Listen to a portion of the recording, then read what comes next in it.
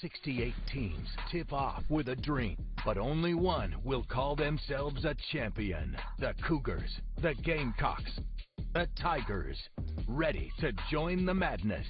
Live 5 News presents March to the Tournament. Good evening, everybody, and welcome to March to the Tournament. The Cougars are officially on their way. The College of Charleston started the long trek to Spokane, Washington just about 4 hours ago for their first-round matchup against Alabama. And, of course, it's not just the Cougars who are dancing. Over the next 30 minutes, we'll get you ready for the USC men and women, plus Clemson's run to the NCAA Tournament as well. Summer Hector is live downtown at the TD Arena, where the Cougars just left. It'll be a much shorter trip for the Gamecocks and Tigers, as each of them staying in that Eastern time zone. We'll hear more from her in just a moment. But we start off with the Cougars going to the NCAA Tournament for the second year in a row. Remember, back at the start of the season when the college was struggling, they began the year just going 4-4, but 3 of those losses coming to teams that also made the tournament: Duquesne, Vermont, and Florida Atlantic. But since then, they've gone 23-3, including 12 straight wins, which is the second longest streak in the nation right now. In fact, February 1st was their last loss at home to UNC Wilmington. Since then, like I said, they've won 13 in a row by an average of more than 11 points a game, and the offense has scored more than 80 points 8 different times. In fact, the Cougars have one of the top 35 scoring offenses in the entire country. That's why we did it that way, but it's just a joy to see the looks on those guys' faces. Many of them, all of them, we all do. You dream of being a part of March Madness, and to be able to do that's awesome, and it never, ever, ever gets old. Now, the College of Charleston will have their hands full facing off against Alabama on Friday night. The Crimson Tide finish in a 4-way tie for second in the SEC, and we're bouncing their first game of the conference tournament. But that makes them more well-rested, which could be a problem for CFC, as Alabama, the highest-scoring team in the entire country this year, averaging almost 91 points per contest. The Crimson Tide's trip to the Big Dance, their 4th straight appearance under 5th-year head coach Nate Oates, who just signed a contract extension that'll keep him in Tuscaloosa at least through 2030. The Tide have a 500 record in the NCAA tournament's history. Alabama's best finish came back in 2004 when the team reached the Elite 8. Last year's squad also made it to the Sweet 16. Now, the College of Charleston knows it has a tough opponent, but this program has experience in the Big Dance. It's the Cougars' second trip in 3 years under head coach Pat Kelsey. Preseason favorites this season, they know what pressure feels like. Summer Hector joins us more now, live from downtown, with more on the dominance of the last 2 years. Hey, Kevin, yeah, what was different about last year's team is they kind of took a lot of people by surprise. But this year's team, being preseason favorites to win the conference, they knew they were going to have that target on their back all season long, and that's exactly how this season has been for them in conference play in the Coastal Athletic Association. Now this team, the College of Charleston team, they had a few returners, key guys like Ben Burnham, Smith, but also quite a few new grad transfers and new additions to the team. So they knew it would take a while for these guys to mesh. But Pat Kelsey, the head coach of the College of Charleston, said just last week that what's special about the returners on this team is their maturity. He said they're reliable leaders, they lead by example, and they're guys that other guys really want to play with. He said this whole squad, though, they put their own stamp on things. They're the first team here at the College of Charleston to win the CAA regular season outright title and the tournament championship. And having the expectations of last year's team, they've dealt with it all year long. But for returners and newcomers who came in here, they say that's exactly how they want it. That's what you sign up for when you come to play basketball at the College of Charleston. Every gym we went into in our league, it was one of the biggest games of the year. So you want that. And our guys showed so much resiliency throughout this tournament when adversity hit. I'm so proud of them. But I'm happy for our team. We pulled it out, man. It was awesome, man. And that's what I came here to come do and win and play in the tournament. We've been dealing with pressure whole year, so there's nothing new to us. But I would agree, yeah, it's definitely a pressure. But we're ready for it. We're built for it. That's what we're training for. While this season didn't get off to 20 straight wins like they did last year, they have shown they've found a way to win games. And this College of Charleston team saying now they have found their identity. For Pat Kelsey, he says their identity, well, it's always been playing tough, physical, gritty basketball, but also playing tough defense. That's what they'll plan to do as they prepare to face the Alabama Crimson Tide in the first round of the tournament. And for guys like Ante Brzovic, he said he does feel more confident heading into the tournament this year, knowing he's been in that position before. He said he also likes the way the team has prepared, knowing kind of what this whole process feels like for them. We'll have much more on this coming up, though. Kevin, I'll toss it back to you in the studio.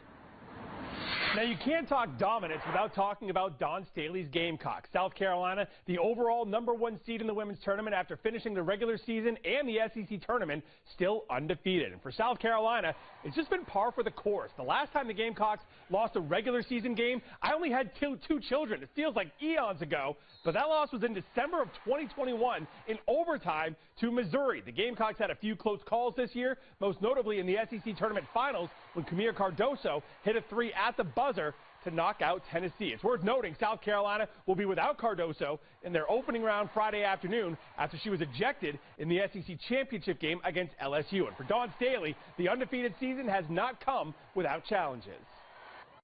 It's an undefeated season, but there were plenty of defeats within our season.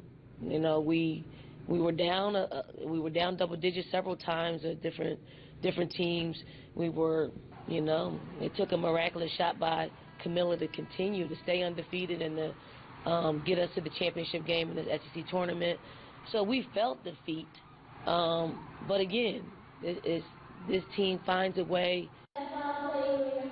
I'm just really happy for our players, the guys that have worked so hard, and especially the older guys. Excited for our fan base, for our students, for the city, the state. Two other major state schools are ready to dance. Coming up next on the march to the tournament, Brad Brownell and Lamont Paris prepare their teams for the NCAA tournament.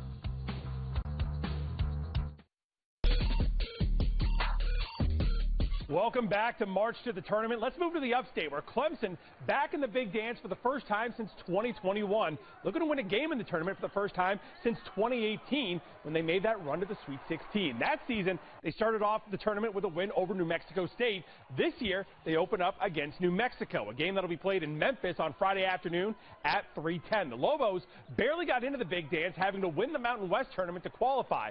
But despite the Tigers being the higher seed, New Mexico actually the betting favorite as of right now. That is most likely the farthest thing from Brad Brownell's mind. When your guys are able to do what our guys were able to do this year and to play as well as they did, and be rewarded with a 6th seed, and you know, certainly to be looked at by the committee as one of the top 24 teams in the country, we're proud of that performance, and looking forward to playing a very good New Mexico team. Now, it won't be a cakewalk by any stretch for the Tigers Friday. Clemson will play New Mexico, who won 4 games in 4 days to win that Mountain West Conference tournament. The Lobos finished the year with 26 wins and are looking for their first tournament victory in 12 years. Now, I got a chance to talk with CBS Sports host Adam Zucker about each of our teams in the tournament. He sees both of these squads coming into the postseason fired up, but he thinks Clemson having their backs against the wall could pay off. They both have an axe to grind. And the last time Clemson was doubted in a big spot, they went to North Carolina and won and beat a top 3 team on the road for the first time in 48 years. The guy I really am interested in watching is someone who, to be honest with you, crushed me a little bit, and that's Joe Girard III. But he's a huge X factor. Again, the three-pointers being so important, when he is hot, it's like watching Jimmer Fredette, right? And when he's not, it could really cost him. All right, now to Columbia, where the Gamecocks men are back in the big dance for the first time since 2017 when they made that magical run to the Final Four in Phoenix. A lot has changed since then, however, and really, if you take out that Cinderella run from 7 years ago, they hadn't won a tournament game since 1973, and they only qualified for the tournament one other time this century, back in 2004. But this is a much different team this year. Picked to finish last in the SEC preseason poll, Carolina won 26 games, and they tied for second place in the SEC. Now they're looking advanced in the big dance for just the 4th time ever. You know, we have a good way about us. Our culture is exactly where we want it to be. We're ahead of schedule probably. You know, I aspire that our fans will be just so, it'll be so ho-hum for us to get to the NCAA tournament that they'll only judge us by how many times we advance in the tournament. And we're still working on that, but this certainly in year 2 is the first step in it. Now the Gamecocks set to take on 11-seeded Oregon Thursday afternoon. The Ducks 23-11 on the year, and they won 3 games in a row to win the Pac-12 championship tournament. Oregon is in the tournament for the first time since 2021 when they made the Sweet 16. CBS Sports' Adam Zucker telling me this week the Ducks are on a roll after sweeping through that Pac-12 tournament, but we've seen what the Gamecocks can do once they get here.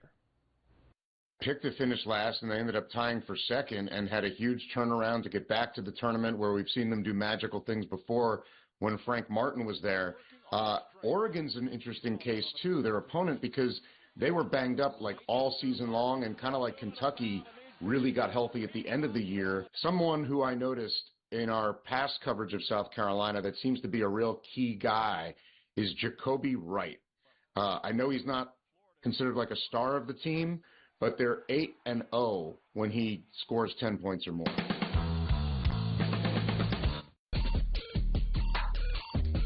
Welcome back to March to the tournament. The College of Charleston thrilled to be back in the NCAA tournament, but they're going to have to travel a long way for their first-round matchup as they'll take on Alabama. Check this out. The Cougars will be traveling over 2,600 miles to the Evergreen State to play Alabama. The College will be traveling further than anyone else in this tournament to get to their first-round game. The Tide will actually be traveling more than 2,200 miles for this matchup themselves. And the College will be playing at the Spokane Arena, a roughly 12,000-seat arena, about 4 hours east of Seattle. South Carolina traveling over 500 miles to Pittsburgh, and Clemson traveling 513 miles to Memphis. But College of Charleston, they aren't worried about the distance going forward. Now, when I spoke to CBS's Adam Zucker about this matchup, he said there's a lot more similarities between the Cougars and the Tide than you might think. This matchup is pretty peculiar, and obviously Alabama is, I think, the highest scoring team in the country right now. So they're kind of mirror images of each other because Nate Oates, he wants the shot chart to look like all threes and twos at the rim. I was surprised to see Charleston actually shoots a few more three-pointers a game than Alabama does. Alabama makes more, they get to the line more, but the three-pointer can be the great equalizer in college basketball and allow a smaller school to upset one of the big boys. So I think Charleston's got a really good shot.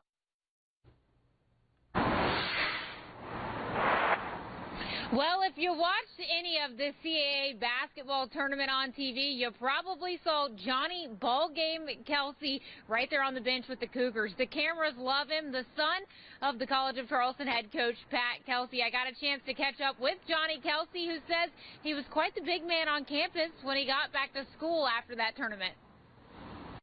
I don't know. They're just like, yeah, they're just like, I saw you on TV like all last night. Johnny Kelsey can be seen every game right there at the end of the bench with the Cougars. He stole the hearts of fans and viewers during last year's run.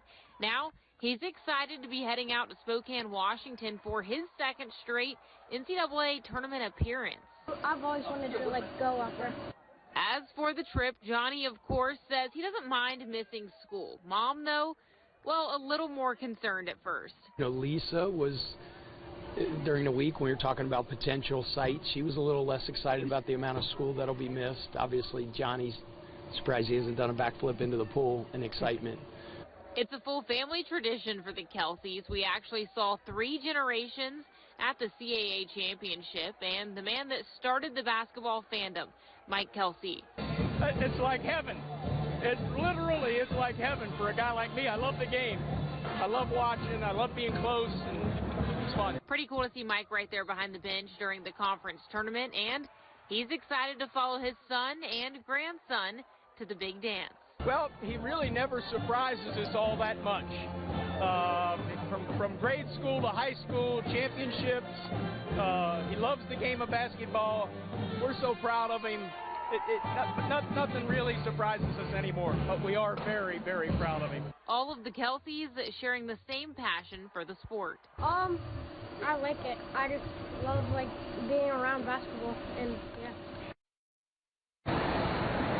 A family tradition for sure. Well, the College of Charleston men's team, well, they're not the only Cougars team playing in the postseason. The College of Charleston women's team, they were selected to play in the WNIT. They put together a pretty impressive season, one of their best in years. Now the Cougars, they'll be facing off against USC Upstate on Thursday night in round one of that one. It's the first postseason berth for the ladies in 10 seasons. The college went 21-9 this year. That's the most wins since back in 2010. And head coach Robin Harmony ready to add a few more. In just her 5th season here, she's brought them from bottom of the pack in the conference to now one of the top teams. This year's team, a mix of young and old, but Harmony says special because of their work ethic and their chemistry. Well, I think that you can get that first win, that cuts the field in half, and then depending on where you go again, before you know it, you're in the Sweet 16 or the Elite 8, and it's just bang, bang. So it'll be something that goes really quick, and there won't be a lot of preparation, but it'll be the part that they like the most, and that's playing games. Welcome back to March to the Tournament. Time for picks. I'm taking Dawn Staley's team all the way to win the national championship. It won't be a cakewalk. They'll probably have to face Caitlin Clark in the national semifinals. Despite that, this year's Gamecocks feel like they're just ready to do something historic. On the men's side, I'm taking the Gamecocks to make a Sweet 16 appearance, beating Oregon and then Akron. That would likely do a rematch with Tennessee. The Porter-Gaud alum Josiah Jordan-James would help the Vols get to the Elite 8. Now, don't worry, Clemson fans. I'm feeling like a Sweet 16 run is in the cards for you as well. I see P.J. Hall leading the Tigers on a run, beating New Mexico, and the winner of Baylor and Colgate before falling to second-seeded Arizona in the Sweet 16. And for the College of Charleston, I just feel like that glass slipper just might fit the Cougars this season. I think they pull off the upset of Alabama in round 1. Then in round 2, against the winner of St. Mary's and Grand Canyon, I think they pull off a second straight upset, putting them in the Sweet 16 in L.A. against North Carolina. And then maybe pulling off one more upset before falling to Arizona. Now that's going to do it for March to the Tournament. Our March Madness coverage is just getting started. I'll be live in Spokane starting on Thursday ahead of the Cougars game. Summer Hector will be in Columbia on Friday for the Gamecocks women. We will see you then.